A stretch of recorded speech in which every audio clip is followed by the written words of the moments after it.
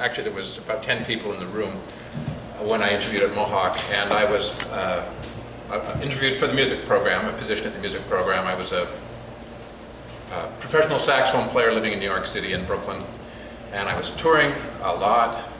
My wife worked for a record company, a big record company in New York, and we had a child.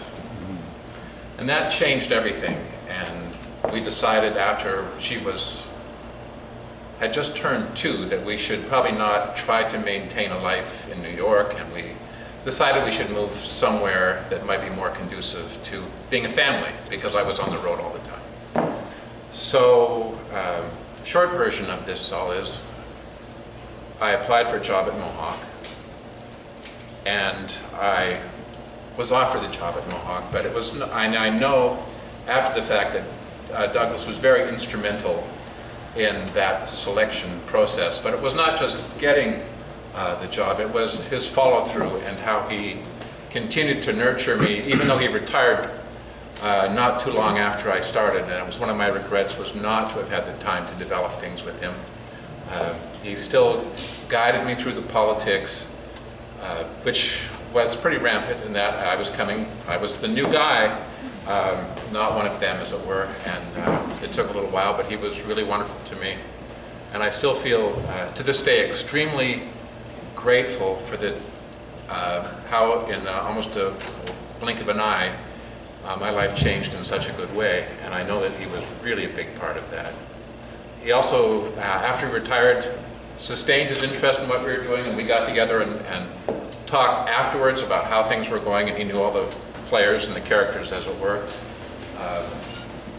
4 years ago, which is the last time I saw Douglas, Judith, Douglas, myself, and my brother Jeremy, who was a blues guitar player, he actually died from cancer a few months after that. But he loved playing the blues, so he said there's this jam session in White Rock, blues jam session, we should go. So I thought, well, White Rock, well, that's a good idea. So I phoned Douglas and I said, hey, we're going to come to this blues session and we're going to play. So they came down. I don't remember much about the music, but I remember the table we had, and we did have a great time. Judith asked me a number of weeks ago if I would come and play Amazing Grace. And I think I just got in pretty late this morning, actually, I guess, from Hamilton. So I'm going to do a little warm-up that ideally is going to turn into that tune eventually. And, I just have to make sure this thing is going to play because, you know, we're tired. And, so I'll just do a little warm-up into that, and if you think you can sing along, I encourage you to go for it. And I will try to make it fairly... I should shut up now. But let me just see if... Oh, and I did want to say that in thinking about this, you know, it's not easy to play in this situation. There's being respectful, or there's so many things to consider when you're asked to play. But I think that after listening to everybody speak, if I just went back to the evening that we had together, listening to the blues, I thought maybe I would just try to incorporate a little bit of that into it and see what that felt like. So if you'll bear with me, I'll see if Lucille here wants to play.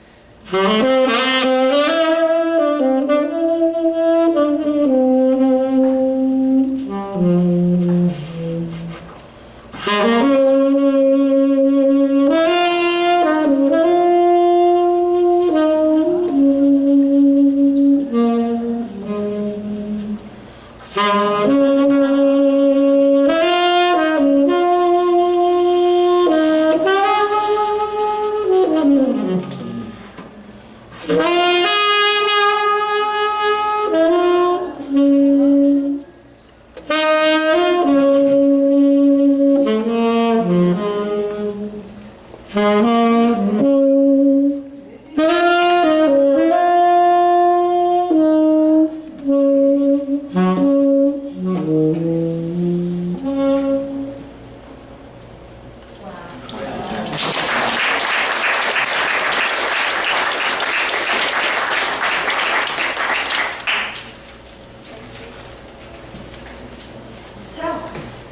any last speaker? And if not, we'll open the bar and